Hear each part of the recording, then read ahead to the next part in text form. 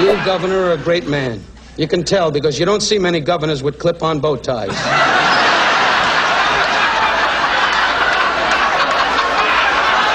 Hey, fun is fun.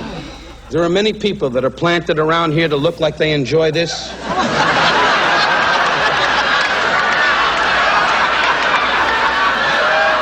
But Dean Martin said to me when Governor Reagan, or Regan, whatever they call you, Reagan, I don't care. What do I care what they call you? You're the governor, and if I got a cousin getting the chair, you better make that phone call. Met you once in the hallway at NBC, as you remember. And I'll never forget your words. Get out of the way, kid. In October of 1974, a master was at work. I kid you, sir. You are a politician. Black, white, Jew, Gentile. We're all working for one cause. To figure out how you became governor. They talked about you, my dear friend and honorable governor. And, sir, we've never met formally, as we've said before. But I will never forget the stories I've heard that you standing on the White House lawn, throwing rocks at Richard Nixon's window going, Dick! Don't beg, don't beg. Don Rickles, the legendary roast master, would go right at Republican President of the United States of America, Ronald Reagan. Did you see some of his movies? Stips. I'll tell you this. How this guy became president. When he was governor, I couldn't get in touch with him. I had a cousin, did 3 months in a county jail. I made a phone call. I said, give me a break. He was too busy, tied up, wouldn't make that. He's now doing 14 years, and he's the president of the United States, sitting in the White House with Nancy, walking around going, that Rickles' cousin is doing a lot of time. Good evening, Mr. President. Nice to see you, sir. And your lovely wife, Nancy. It's a big treat for me to fly all the way from California to be here for this kind of money. When you were governor and you used to walk over to my table, now you're big and you're getting on my nerves. I'll tell you this. Is he laughing? If you see Marines coming towards me, go into glory, glory, hallelujah, and shoot Webster. Anyway, I make fun of the president. Why not? I make fun of everybody in the world. That's America. Laughing, Charlton Heston, I'm a friend, it's over. I'll tell you this.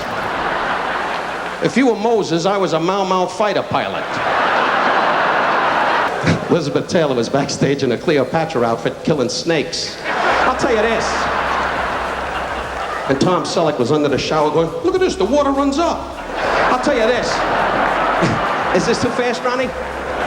Anyway, he's sitting there looking at the program going, where does he say he makes fun of me? Where does it say that? It's only a joke, Mrs. Reagan.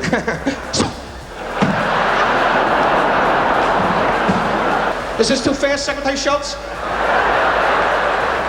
What do you talk to that Russian about? You must sit, look at the way you're dressed. The tuxedo's out of style. Class it up a little bit. He's wearing a fake dickie when the button goes boom.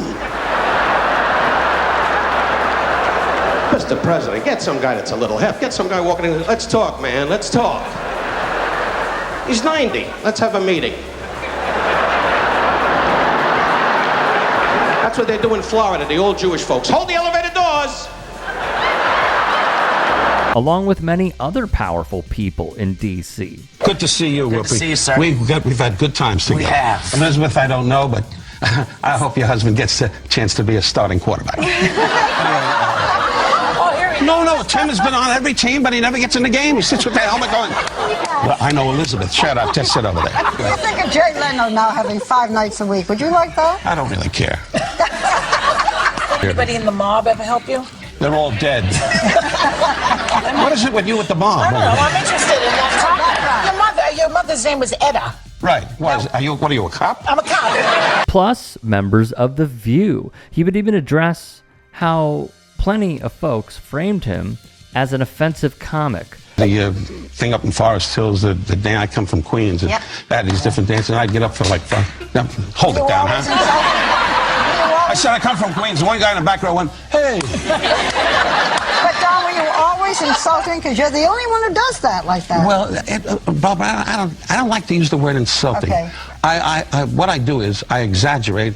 I take situations and exaggerate them and make them funny. Which truly it seems like any good comedian would do. Rickles, however, was in a league of his own. We wanted to talk about your book, which is the Rickles letters, and it's a compilation of letters that you wish you sent to people, including some letter that you wrote to Barbara and Whoopi and the ladies of The View. What did you say to Barbara? Read the book. Do you enjoy being known as the potato head? Oh, sure. Especially with my grandkids, they say Pop-Pop's Mr. Potato Head, and it's fun, you know. They're 9 and 7, and they know that someday, being Mr. Potato Head, they'll come into some money. Not to be outdone, Clint, I say it, nobody else has said it, and I say it from my heart. You're a lousy actor. Clint's idea of a good time is sitting on a pickup truck watching his dog bark. Your son played the bass, we sat through that. Now, probably, your daughter will come up here and do the tango. But Clint, I understand you're engaged now. I don't know if that's official, but whatever the story is, dear, good luck.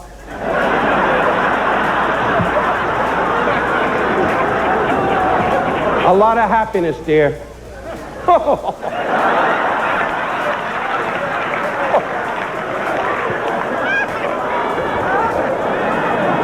But we had great days together, Clint. Let's have lunch. he would also rip into Clint Eastwood. When he passed in the year 2017, the Hollywood Reporter would print, with Frank Sinatra's endorsement, Don Rickles began his comedic assault on people famous and not so famous. Their words in the piece: Jews, Asians, African Americans, the Irish, Puerto Ricans, red-headed women, short guys, you name it, with tremendous results. He referred to stupid people as hockey pucks. And in 1959, he signed for his first Las Vegas appearance in the lounge of the Hotel Sahara. The Times put in their write-up, Mr. Rickles' wife, who he said likes to lie in bed, signaling ships with her jewelry, was not immune to his attacks. Neither was his mother, Etta, whom he referred to as the Jewish Patton. But off the stage, he didn't hesitate to express his gratitude to his mother for unflaggingly believing in his talent, even when he himself was not so sure. Admittedly, for many of his stereotypes, as time went on, they felt tasteless. Nonetheless, no critic, however thoughtful, could explain Don Rickles' durability in showbiz, given that until the end of his career, he was peppering his act with slurs. And yet, he not only got away with it, but he also flourished, wrote and printed the New York Times. Hey, I appreciate you watching. Now, if you can, please do become a channel member by going to youtube.com/tytsports and clicking the join button. If that's too much for you, you can just go to tyt.com/join to become a member. It helps all of us out here at the Young Turks and keeps our network afloat. In addition, you could follow me on my socials on Twitter, Instagram, and TikTok. Appreciate the love. Have a great day.